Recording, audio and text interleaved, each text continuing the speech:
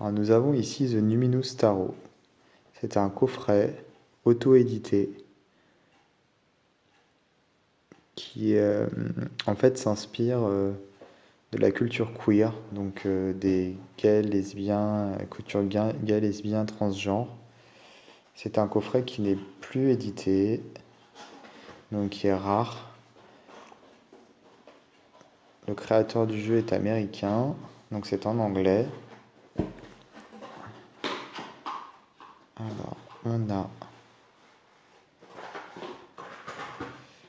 donc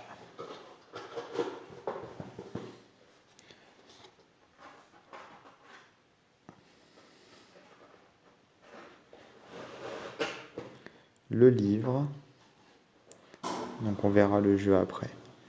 Donc le guide,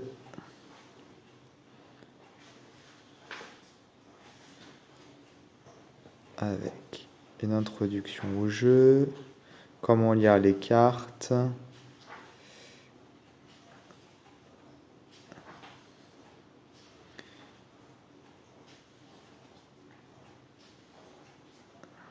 des méthodes de tirage et l'interprétation des arcanes majeures. Donc la description de la carte, la signification lorsque la carte est droite avec des mots-clés, signification lorsque la carte est renversée avec des mots-clés. On a ça pour toutes les cartes, autant pour les mineurs que pour les majeurs. Voilà. Alors, le jeu,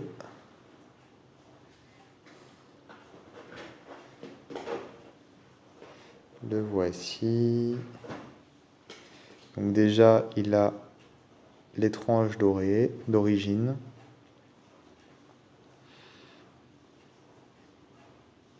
Il y a la carte Numinous qui est en plus. Je suppose qu'ils en parlent dans le guide.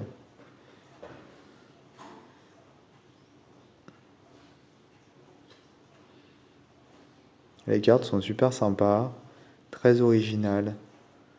Il y a un côté street art et mélangé bien sûr à des symboles ésotériques.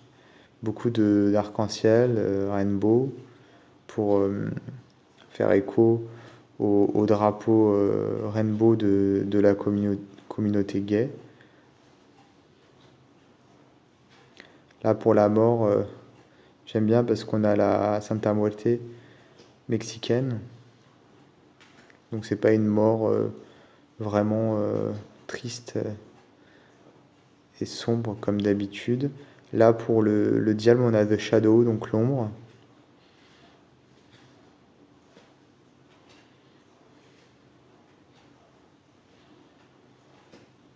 Awakening, donc l'éveil pour le jugement. Une carte du monde qui est vraiment très belle, avec les cycles de la lune ici.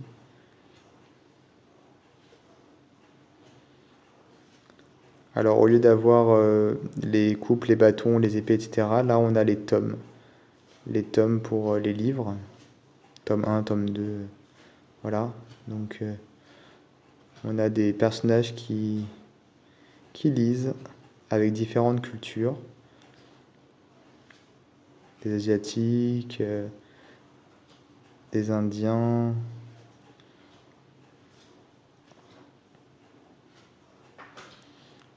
Là, on a les cloches. Ça va être pour les coupes. Puisque ça ressemble à des coupes. Remarquez, c'est peut-être pour les épées. Je dirais plutôt les coupes. Alors en fait, on a, au lieu d'avoir valet, cavalier, etc., on a mystique. À chaque fois, c'est la même chose. Donc on a le mystique, le créateur, le rêveur et l'explorer. Dans les coupes, c'est plutôt là, du coup.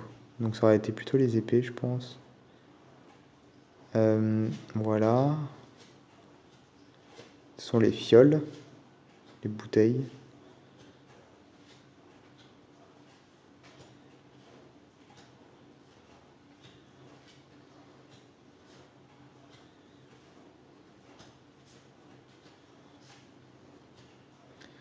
les bougies pour les bâtons.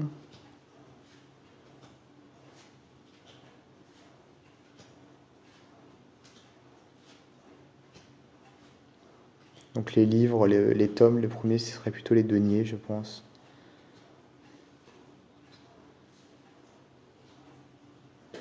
Donc le dos est très très joli. Un dégradé de couleurs avec des symboles, la lune ici. Je pense que ça c'est la signature de l'artiste. Voilà, c'est vraiment très beau. Les cartes sont un petit peu brillantes. Une bonne qualité tout de même. C'est pas une qualité super épaisse, mais c'est quand même bien épais. Donc c'est un jeu original qui mêle pas mal de styles, mais qui garde une cohérence tout de même, puisqu'on retrouve une unité dans le jeu. Et ça, c'est appréciable.